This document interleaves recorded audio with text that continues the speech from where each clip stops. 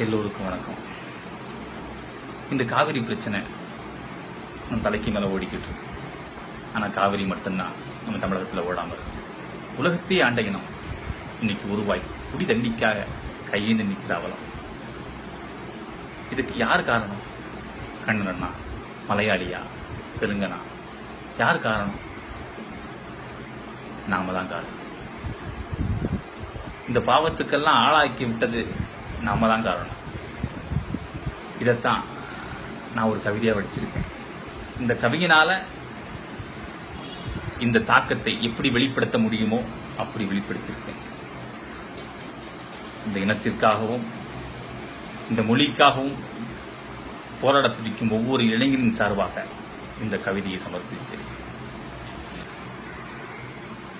பாலாரையும் தேனாரையும் பாழாக்கி விட்டவனே, பாலாரையும் தேனாரையும் பாழாக்கி விட்டவனே, ஏரி குளங்களை கூறு போட்டு வீடு கட்டி விற்றவனே, ஏரி குளங்களை கூறு போட்டு வீடு கட்டி விற்றவனே, நீரு கேட்டால் மோறு தரும் பரம்பரையில் பிறந்தவனே, நீரு கேட்டால் மோறு தரும் பரம்பரையில் பிறந்தவனே, சோறு கேட்டால் ஊற வித்து சோறு போட்டு இருந்தவனே, சோறு கேட்டால் ஊற வித்து சோறு போட்டு இருந்தவனே, வந்தோரை வாழ வைத்தே வம்பாகி போனது ஏன், வந்தோரை வாழ வைத்தே வம்பாகி போனது ஏன், உன் நிலத்தை நீயே கொன்று உன் மகிமை இழந்தது ஏன், வந்தோரை வாழ வைத்தே வம்பாகி போனது ஏன், உன் நிலத்தை நீயே கொன்று உன் மகிமை இழந்தது ஏன், ஆற்று மண்ணை அள்ளி அள்ளிய ஆறுகளை கொன்று விட்டாய், ஆற்று மண்ணை அள்ளி அள்ளிய ஆறுகளை கொன்று விட்டாய், பணப்பசிக்கு பச்சை மண்ணின் பசுமையினை தின்று விட்டாய், பணப்பசிக்கு பச்சை மண்ணின் பசுமையினை தின்று விட்டாய்.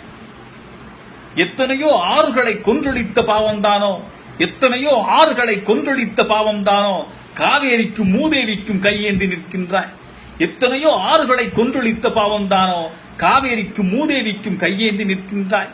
உன் நிலத்தை எவனோ ஒருவனை ஆளவிட்ட சாபம்தானோ, உன் நிலத்தை எவனோ ஒருவனை ஆளவிட்ட சாபம்தானோ தகப்பனில்லா பிள்ளை போல கண்டடத்தில் அடியும் பெற்றாய்.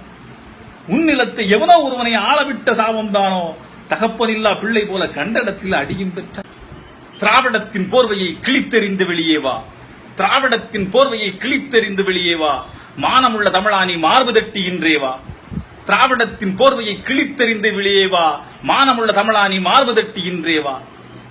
ஆற்று மண்ணை தொட்டவனை அங்கேயே புதைப்போம் வா, ஆற்று மண்ணை தொட்டவனை அங்கேயே புதைப்போம் வா, இனியாவது வீட்டுக்கு ஒரு மரம் தன்னை விதைப்போம் வா, இனியாவது வீட்டுக்கு ஒரு மரம் தன்னை விதைப்போம் வா. எவனிடமும் கையேந்தி இனியும் நீ நிற்காதே, எவனிடமும் கையேந்தி இனியும் நீ நிற்காதே, நம் நிலமே சொர்க்க பூமி இனியும் அதை பேர்க்காதே, எவனிடமும் கையேந்தி இனியும் நீ நிற்காதே, நம் நிலமே சொர்க்க பூமி இனியும் அதை பேர்க்காதே. என்றும் எழுத்தாணி முனையில் கவிஞர் செந்தமிழ்தாசன். தமிழ் எனது மூச்சு, அது இருக்கும் வரை நான் இருப்பேன். நன்றி.